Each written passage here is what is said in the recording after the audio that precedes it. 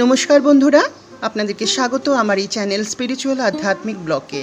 Zara आमार चैनेले नतून बंधु तादेर उद्देश्ये बोलছি, यदि आपनादेर आमार ई चैनलटी भालो लेगे थाके तो please please like share subscribe करार रिक्वेस्ट रइल। आजकेर एपिसोडे आमरा जेने नेब मा अन्नपूर्णार एक अलौकिक शक्तिशाली मंत्र। बंधुरा सुप्राचीन काल थेकेई बांगलाय नबान्न उत्सवेर समय मा अन्नपूर्णार पूजा हये आसছে। आजो ग्रामे ग्रामे नतून फसल तोलार परই देवीर हाथे धानेर पाका शीषेर गुच्छ दिए पुजो करा हय। कथित आछे काशीर मा अन्नपूर्णार मंदिरेও शुधु पाका धानेर गुच्छ और शस्य दिए देवीर पूजा अर्चना करा हये थाके। काशी नगरी हलो देवादिदेव महादेवेर नगर। पुराण अनुयायी शिव जोगीराज हलेও कि हबे, तिनी तो एकजन आदते श्मशानबासी और देवी गौरी हलेन राजार दुलाली। संसारे अभाव अनटन निये देवी गौरीर संगे शिवेर कलह लेगेई थाकतो। এই দুঃখে একদিন রাগ করে দেবী গৌরী তার বাপের বাড়িতে চলে গেলেন। এই সময় দেবীর দুই সখী জয়া ও বিজয়া দেবীকে পরামর্শ দিলেন শিবকে শিক্ষা দেওয়ার জন্য। বন্ধুরা, আমরা সবাই জানি দেবতারা যখন কোনো লীলা করেন তা তার ভক্তদের মঙ্গলের জন্যই করেন। এও এক সেই লীলা। যাই হোক, দেবী গৌরী দেবাদিদেব মহাদেবকে শিক্ষা দেওয়ার জন্য পৃথিবী থেকে সমস্ত অন্ন হরণ করে নিলেন। তখন মহাদেব তখন খিদের চোটে নাকাল অবস্থা।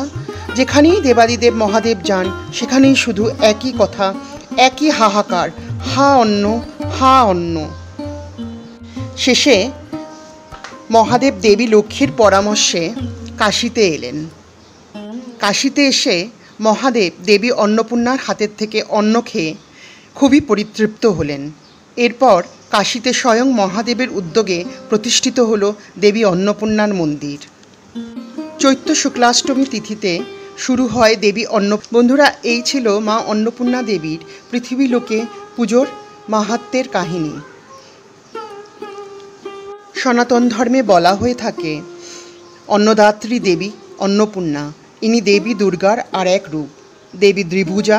দেবীর বাম হাতে থাকে সোনার অন্নপাত্র আর ডান হাতে থাকে দর্বি অর্থাৎ চামচ বা হাতা। দেবীর মাথায় বিরাজিত অর্ধচন্দ্র। দেবী ক্ষুধার্ত মহাদেবকে হাসি মুখে অন্নদান করছেন। বন্ধুরা, এখন আমি দেবী অন্নপূর্ণার মহাশক্তিশালী এক মন্ত্র আপনাদের সঙ্গে শেয়ার করছি।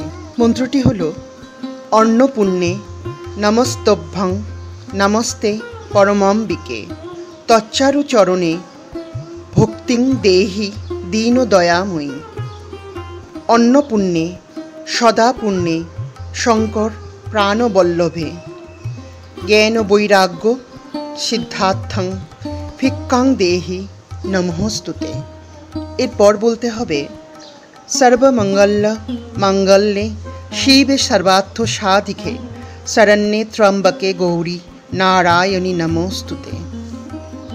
শাস্ত্রে বলা হয়ে থাকে এই শক্তিশালী মন্ত্র পাঠ বা জপের মাধ্যমে পরিবারের সকল সদস্যের উপর দেবী অন্নপূর্ণার আশীর্বাদ বর্ষিত হয়। তো বন্ধুরা, আজকের এপিসোড এই পর্যন্তই। যদি আপনাদের আমার এই চ্যানেলটি ভালো লেগে থাকে তো please please like share subscribe করার রিকোয়েস্ট রইল। নমস্কার।